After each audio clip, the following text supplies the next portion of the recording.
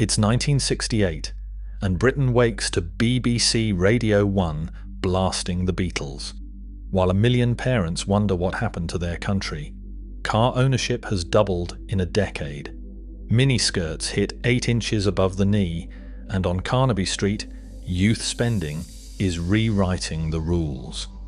But what happens when a normal day starts with music and fashion and ends with a nation divided? The kettle whistles.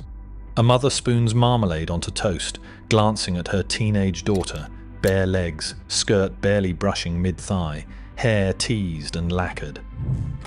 8 inches above the knee, Mary Quant's miniskirt is no longer a London oddity. It is breakfast uniform for the young and the bold. The father grunts, adjusting his tie, eyes flicking from the hemline to the kitchen radio. BBC Radio 1 blares Dusty Springfield, then the Beatles. Yesterday, the wireless belonged to the war generation, with big band, light orchestras, and polite chatter. Now, Tony Blackburn's voice bounces between pop jingles. The father mutters that it is not music, it is a racket. The daughter rolls her eyes, humming along to Hey Jude. Toast, a boiled egg, a quick gulp of tea. Nobody lingers. By 8:20 in the morning, she is out the door, white boots clacking down the path. He follows, briefcase in hand, still muttering about standards. Out on the street, the world has changed. Morris Minors and Ford Anglias line the curb, double the number from 10 years ago. The neighbour's new car glints in the morning haze, a badge of arrival. At the bus stop, the father folds his Daily Telegraph, watching as his daughter stands apart, flipping through New Musical Express. Her friends arrive, one in a geometric Bieber dress, another with a mop-top fringe that would have scandalised their grandfathers. The bus arrives, packed with commuters and students, old and new Britain, pressed shoulder to shoulder. Nobody speaks. Not really. The father's world of rationing and respectability is fading, replaced by pop, colour and speed. The daughter's world is louder and faster, and she is not asking permission. The only thing they share is the kitchen table, and even that feels temporary. By 8:30, the city is moving. Engines idle, radios blare, and the gap between generations grows wider with every mile. Carnaby Street hums with a different kind of energy by midday. The air is thick with perfume, exhaust, and the sound of tills ringing up sales. John Stevens' name hangs over half a dozen shopfronts. Paisley shirts, Union Jack jackets, velvet flares stacked in the windows. He's turned men's mod fashion into a retail empire, and every Saturday assistant knows the drill: keep the racks full, keep the music loud, and never let the parents linger too long. A girl in a Bieber mini and white go-go boots ducks inside, clutching a 10-shilling note. Her friends trail behind, all eyeliner and attitude. They flip through rails of geometric prints, giggling over a jacket at I was Lord Kitchener's valet that looks like it belongs in a circus. No one here is over 25 except the shopkeeper counting out change.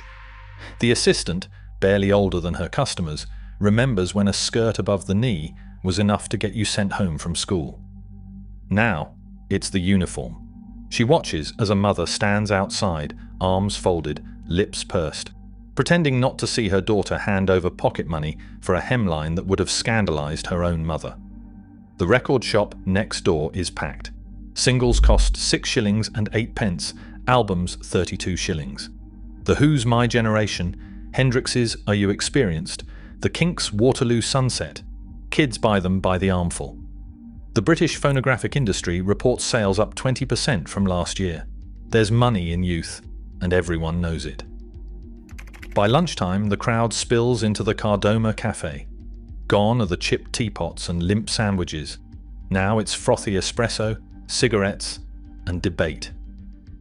At one corner table, the talk is all Paris, how students there brought the city to a halt in May, how the London School of Economics was occupied for weeks. That'll happen here, someone says. "It already is," replies another, mentioning David Adelstein and Susan Anderson, the LSSE students suspended for protest. The assistant listens, wiping down a table, half dreaming of joining them. Fashion isn't just about looking modern, it's about feeling like you belong to something that matters. On the high street, every purchase feels like a small act of defiance. A miniskirt from C&A, a record from the shop, a coffee instead of tea. The money flows, but so does the conversation. Politics, music, identity, all up for grabs. And somewhere between the boutiques and the cafes, the seeds of something bigger are being sown. The pavement outside the factory gates is crowded by 4 o'clock. A group of boys in parkas lean against a low wall, Vespa scooters lined up behind them, while older men in oil-stained overalls count out their pay packets. £18 for a week's skilled work, more than their fathers ever saw, but the ledger never quite balances. Rent takes £6, bread another shilling, milk 7 pence, and the rest disappears into the pockets of the butcher, the landlord, and the publican. There is talk of prices rising again. At the pub, the air is thick with sweat, cigarette smoke, and the sound of football on the wireless. A mod flicks his lighter and scoffs at the jukebox selection. Beatles are finished, sold out to America. A rocker, hair slicked back, grins over his pint. You would not know real music if it hit you in the face. Stones are the only thing worth listening to now. The arguments go round in circles, louder with every round. But underneath, something else simmers.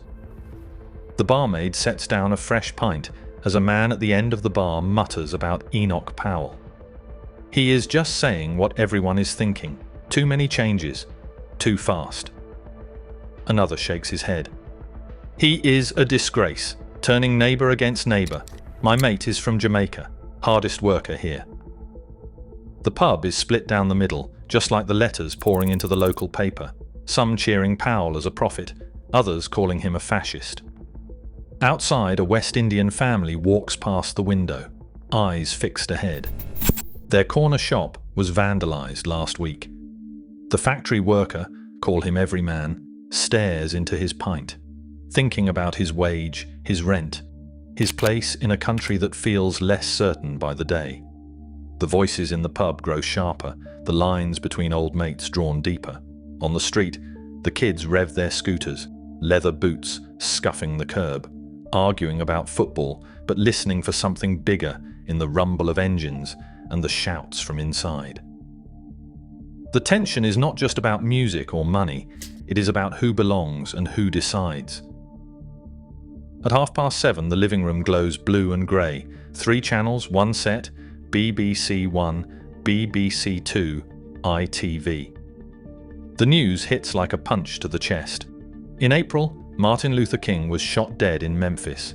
In June, Robert Kennedy was gunned down in Los Angeles.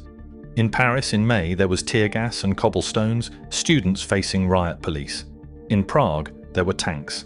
In Mexico City, students fell under gunfire. At Grosvenor Square in March, 25,000 people filled the streets, banners waving, horses charging, police dragging protesters from the pavement.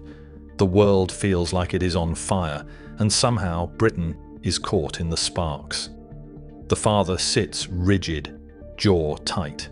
His son, knuckles white, stares at the screen. The boy says, "We should be out there." The reply comes, "You should be grateful you live in a free country." The son shoots back, "Free? We are backing America's war." The air is heavy with everything unsaid. The mother clears plates, eyes lowered, the news echoing into every corner of the house. But at 9, the mood shifts. Top of the Pops takes over. The Bee Gees harmonise, Lulu belts out another hit, Cliff Richard grins in a velvet suit. For half an hour, the tension thaws. Even the father taps his foot just once before catching himself. The son grins for the first time all evening. In those 30 minutes, the world outside shrinks to the size of a living room. Later, the city pulses. Music spills from open windows. A dance set plays Beggar's Banquet. Down in Soho, the marquee and the speakeasy throb with bodies and sound. Pirate DJs, banned by law since last year, still slip music across the airwaves from hidden houseboats. Young people drift through the night, past neon and cigarette smoke, holding tight to the feeling that something big is coming, and nobody knows what tomorrow will bring. The rift between generations in 1968 still echoes today, over culture, identity, and what progress really means. Every era faces its own version of that divide. The only question that matters now is this: are we listening, or are we just waiting for our turn to speak? Share your side in the comments.